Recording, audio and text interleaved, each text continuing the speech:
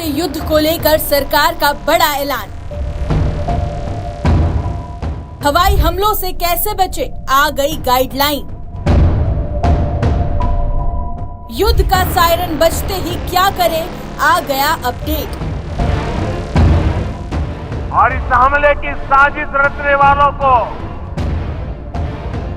उनकी कल्पना से भी बड़ी सजा मिलेगी। चुन चुन कर जवाब भी मिलेगा, जवाब भी लिया। जैसा आप चाहते हैं वैसा होकर रहे। प्रधानमंत्री नरेंद्र मोदी, गृह मंत्री अमित शाह, रक्षा मंत्री राजनाथ सिंह ने ये तो बता दिया कि पाकिस्तान से बदला गारंटी के साथ लिया जाएगा।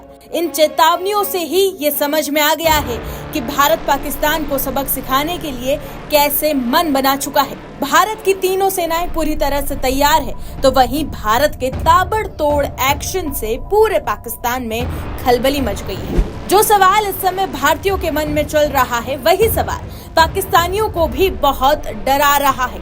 और ये सवाल है कि भारत कब, कहां, कैसे पाकिस्तान पर हमला करेगा।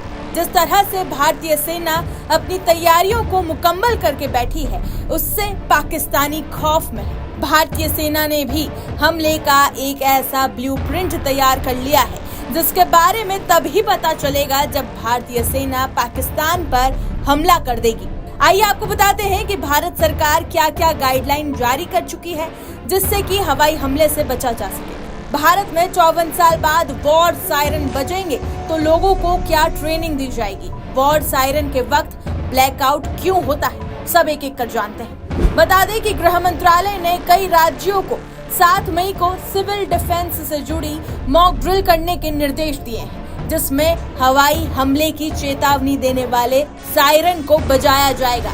देश भर में हमले की स्थिति में बचाव के लिए नागरिकों और छात्रों को सिविल डिफेंस की ट्रेनिंग दी जाएगी। अगर हमला होता है तो आप कैसे बचे, सायरन बजेगा तो आपको कैसे बचाव करना है, ब्लैकआउट रिहर्सल में क्या होगा, सब एक एक कर जानते हैं। सबसे पहले बात करते हैं कि मॉक ड्रिल में क्या होगा। जानकारी के मुताबिक हवाई हमले या इमरजेंसी जैसा माहौल क्रिएट किया जाएगा।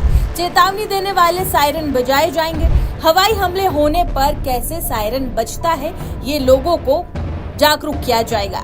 आम नागरिकों को हमले के वक्त बचाव से जुड़ी ट्रेनिंग दी जाएगी। जरूरी जानकारी ये भी दे दें कि ज्यादातर हवाई सायरन सरकारी भवन, प्रशासनिक भवन, फायर स्टेशन, पुलिस हेडक्वार्टर, सैन्य संस्थान, भीड़ भरे बाजार में बजते हैं।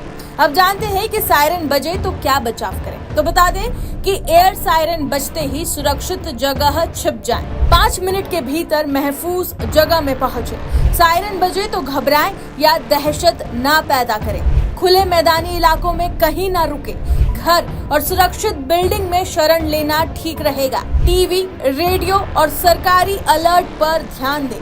फेक न्यूज और अफवाहों पर ध्यान ना दें। ब्लैकआउट रिहर्सल में क्या होगा, अब ये जान लेते हैं। ब्लैकआउट रिहर्सल में शहर की लाइटें पूरी तरह से बंद कर दी जाएगी। सड़कों पर भी सभी वाहनों को लाइटें बंद करके रोक दिया जाएगा। घरों से बाहर जरा सी भी लाइट बाहर ना दिखे, ऐसे उपाय करना सिखाया जाएगा।